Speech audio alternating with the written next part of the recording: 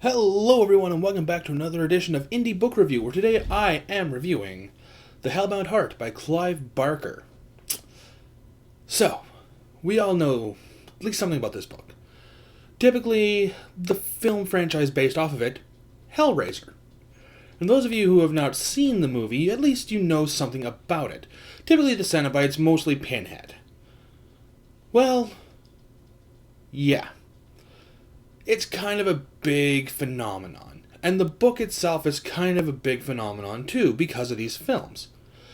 Well, I kind of wanted to go over a book that was kind of classic and fairly horror related because of Halloween, and because, the next Monday after this Monday is November 2nd, which is past Halloween, which kind of defeats the point. I figured I would do it now. I figured that makes sense to me anyway. Anyway, so, The Hellbound Heart. What is it about?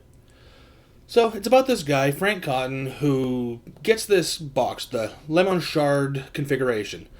Holy shit, I actually remembered the actual word for it. Seriously, you have no idea how many times I've had to remember the word configuration. I don't know why. The word just would not come to me half the time. Conundrum, constant, constitution. Like, the word just continually just would not come to me.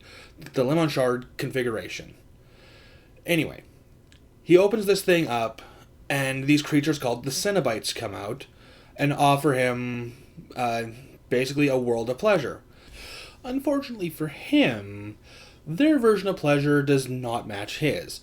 They conflate pain and pleasure to be kind of the same thing. And we humans don't really see it that way. Anyway, so a whole bunch of shit happens. Cenobites come by a few more times. So on and so forth. I'm not ruining the book for you guys, or the movie or whatever. Like, the book and the movie have pretty much the same plot for the most part. There's some key differences, but I'm not here to compare the two.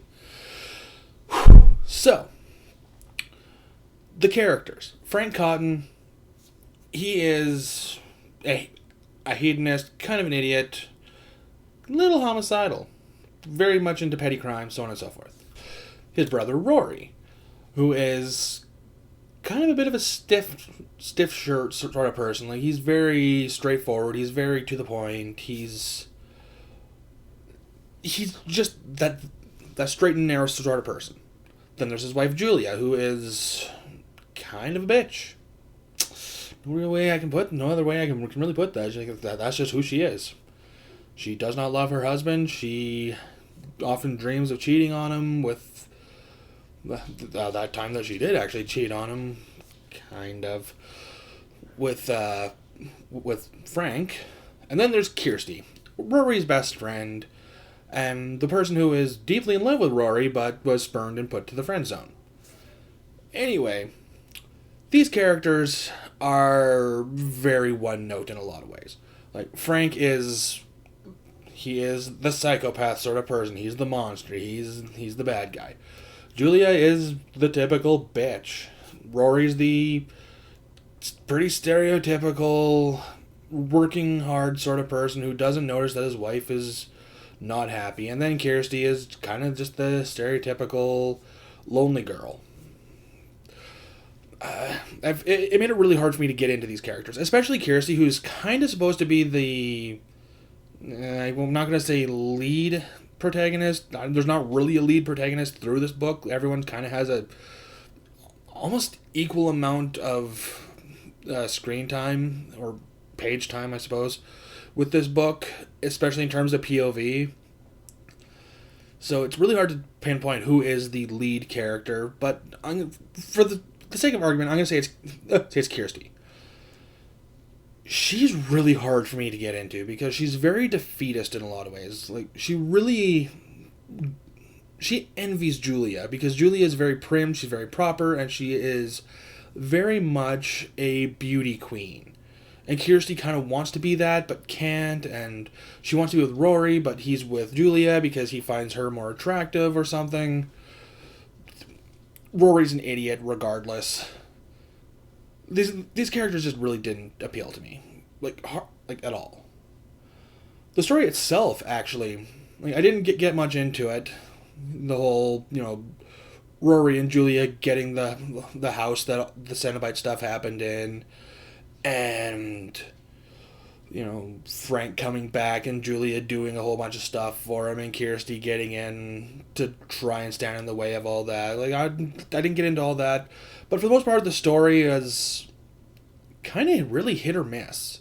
Like the Cenobites are definitely interesting, but that's about as far as it goes. Other than that, it's just kind of a horror drama.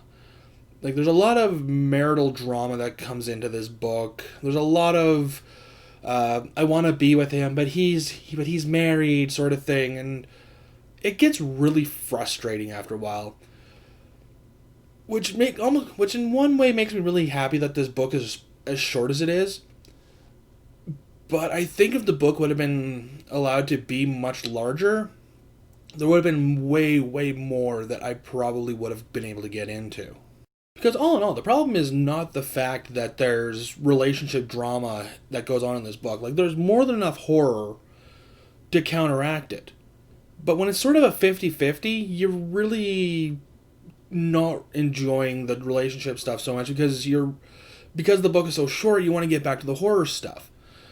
Whereas if the book was longer and been given more of a chance to develop over time, I probably would have connected with these characters way easier because there's more chance to get to know them. And two, the horror stuff would really hit a little bit harder because you're not rushing to get to that point, or you're not striving to get to that point because these characters are developing. You're starting to care for these characters. I would have loved to have seen more of Julia's struggle to overcome who she eventually becomes. I would have loved to have seen Kirsty's emotional struggle to try and be that person who Rory could want to be with. I'd love to have seen Rory really develop at all. Like, seriously, the most interesting character in this, other than the Cenobites, is Frank. And you're not supposed to root for Frank. You're really not.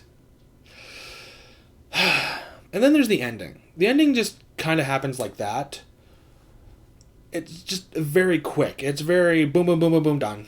And it's like, oh. I mean, I get what you're going for here, but that's it?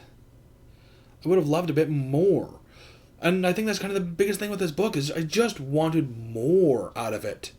It could have been so much more, but it's just a novella. And I can't help but believe that had the movie Hellraiser never been created, this story would have faded into obscurity. Like, it would have been only really well known by hardcore horror fans. And just fans of Clive Barker in general. The Hellbound Heart really isn't that interesting. Like, apart from the Cenobites and whatever small horror excerpts that there are, it's really just kind of boring. And a lot of that does come from the sake that these characters are just really not interesting.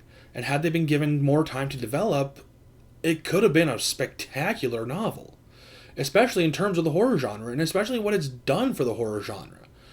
Like, the movie itself has done wonders for horror. Undoubtedly.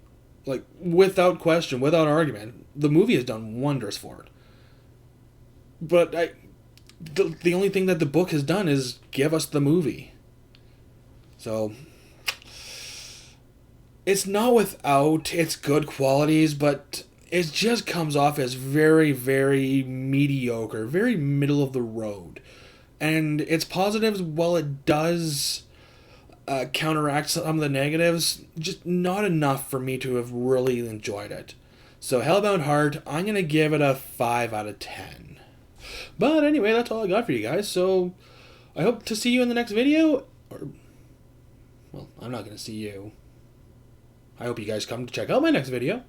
And if you like what I do and want to see more, if you want to hear me talk a bit more about about writing and my writing process and the books that I've written, check out my link below in the description, because I have a whole new channel called Writing with Quinn Buckland.